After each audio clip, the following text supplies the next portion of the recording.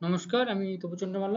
আজকে আমি 2023 সালের আইসিটির পঞ্চম অধ্যায়ের একটি নতুন সৃজনশীল প্রশ্নের সমাধান নিয়ে চলে এসেছি। তো আজকের প্রশ্নটি হচ্ছে 2023 বোর্ডের ময়মনসিংহের প্রশ্ন নং 7 ছিল। তো প্রশ্নটি এমন ছিল যে রমিজের বাবা তাকে 1000 টাকার একটি নোট দিয়ে বাজার করতে পাঠালেন এবং রমিজ 200 টাকার 1 কেজি মাছ ও মাছের 3 গুণের চেয়ে 50 টাকা বেশি দিয়ে 1 কেজি মাংস কিনলো এবং 50 টাকা দিয়ে তার নিজের জন্য খাতা কিনলো। তো আমরা এই প্রশ্নটি সমাধান করব। তো প্রথমে আমরা জানবো যে প্রশ্নটা কি, সেটা হচ্ছে কিওয়ার্ড কি। তো আমরা যদি এর উত্তরটা দেখতে চাই, কিওয়ার্ড হচ্ছে প্রোগ্রামে ব্যবহৃত কতগুলো সংরক্ষিত বিশেষ শব্দ যার নির্দিষ্ট অর্থ আছে এবং প্রোগ্রামে একটি নির্দিষ্ট কার্য সম্পাদন করে। যেমন বলা যায় সি প্রোগ্রামিংয়ে ইন্টিজার, ফ্লোট এইসব এক একটা কিওয়ার্ড। প্রশ্নটি হচ্ছে মার্ক 5-4 ব্যাখ্যা করো। আমরা জানি এটি একটি হচ্ছে অ্যারে। তো এটা এখন ব্যাখ্যা করতে হবে। তো আমরা জানি যে সি প্রোগ্রামিং ভাষায় একই ধরনের একাধিক ডেটা রাখার জন্য ব্যবহার করা হয়ে অ্যারে।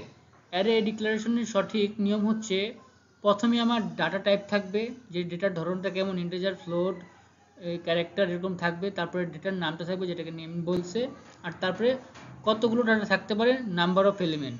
যেমন এখানে ইন্টিজার মার্ক ভেতরে 5 দেওয়া আছে, অবশ্যই এটা থার্ড ব্র্যাকেটের মধ্যে থাকতে হবে। আর এখানে অ্যারেটি ইন্টিজার টাইপের এবং মোট 5টি উপাদান এর মধ্যে থাকবে। অর্থাৎ কেউ যদি শুধু মার্ক 4-5 লেখে, এটি একটি ভুল অ্যারে ডিক্লারেশন হবে, কারণ এই ডেটা টাইপটা ডিক্লারেশন করা নাই এবং 2 লাইনের এলিমেন্ট দেওয়া আছে, তার মানে এটি ভুল আছে। তখন আমরা প্রশ্নে চলে যাব। মাছ ও মাংস কেনার পরে রমিজের কাছে কত টাকা রইল তা নির্ণয়ের ফ্লোচার্ট আঁকো। তো আমরা যদি এই প্রশ্নের উত্তরটা দেখি, তাহলে আমাদের এখানে ফ্লোচার্ট বা প্রবাহচিত্র আঁকতে বলেছে।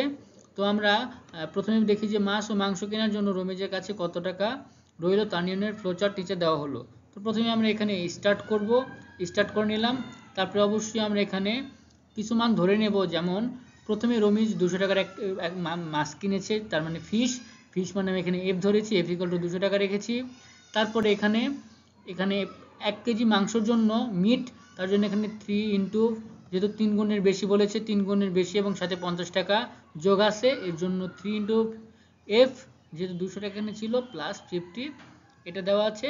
আর সর্বশেষ আমরা এটা বিয়োগ করব। টোটাল যে রিমেনিং টাকাটা থাকে 1000 থেকে আমরা এফ আর এমটা বিয়োগ করে দিব, তাহলে আমরা বাকি টাকাটা পেয়ে যাব। আর সর্বশেষ আমরা সেটা কি প্রিন্ট মানে আমরা আরটা প্রিন্ট করে দিব। আর সর্বশেষ আমরা কাজটা শেষ করব। এটাই ছিল আমাদের প্রশ্নের উত্তর। এবং প্রশ্নের উত্তরটি হচ্ছে, প্রশ্ন আগে এরকম যে বাজার পরবর্তীতে রমেজের কাছে কত টাকা রইল তা নির্ণয়ের জন্য সি প্রোগ্রাম লেখো। এখন দেখা যাচ্ছে যে এখানে তো আমরা 1 কেজি মাংস কেনার পরেও সে আরও 50 টাকা নিজের খাতার জন্য খরচ করেছিল। তো এটা আমাদের মনে রাখতে হবে। তো প্রশ্নে দেখুন, এখানে প্রথমে আমাদের বাজার পরবর্তী রমেজের কাছে কত টাকা রইল তার নির্ণয়ের জন্য সি প্রোগ্রামটি করতে হবে। তো এটা লিখে নিলাম। তারপরে আমাদের প্রথম কাজ ইনক্লুড stereo.h, এই ফাংশন হেডার ফাইলটা নিলাম আমরা। তারপরে ইন্ট মেইন আমরা শুরু করলাম। এখন আমরা ভেরিয়েবল ধরবো। তো প্রথমে দেখুন এখানে ফিশ বা মাছের জন্য আমরা 200 টাকা ধরে নিয়েছি। আমরা এম একটা ভেরিয়েবল ধরেছি যেটা মাংসের জন্য খরচ হয়েছে, এবং দেখেন খাতার জন্য যে 50 টাকা খরচ হয়েছে সেটাকে আমরা কে ইকুয়াল টু 50 ধরে নিয়েছি, আর রিমেনিং টাকাকে আমরা 8 ধরেছি। তো এখন আমরা কি করব, প্রথমে আমরা এম এর মানে মিট বা মাংসর যেটা আমরা সেটা বের করে নিয়েছি। তারপরে আমরা আর রিমেনিং ইকুয়াল টু 1000 থেকে সবগুলো বিয়োগ দিয়ে দিয়েছি, তো আমরা বাকি টাকা পাবো। আর সর্বশেষ যেহেতু এগুলো সব ইন্টিজার ছিল, এই জন্য আমরা শেষে প্রিন্ট করে দিলাম। আর ইন্টিজারের জন্য আমরা জানি যে পার্সেন্ট ডি থাকে। আর সর্বশেষে আমরা রিটার্ন 0 দিয়ে কাজটি শেষ করলাম এবং সেকেন্ড ব্র্যাকেট দিয়ে ক্লোজিং করে দিলাম।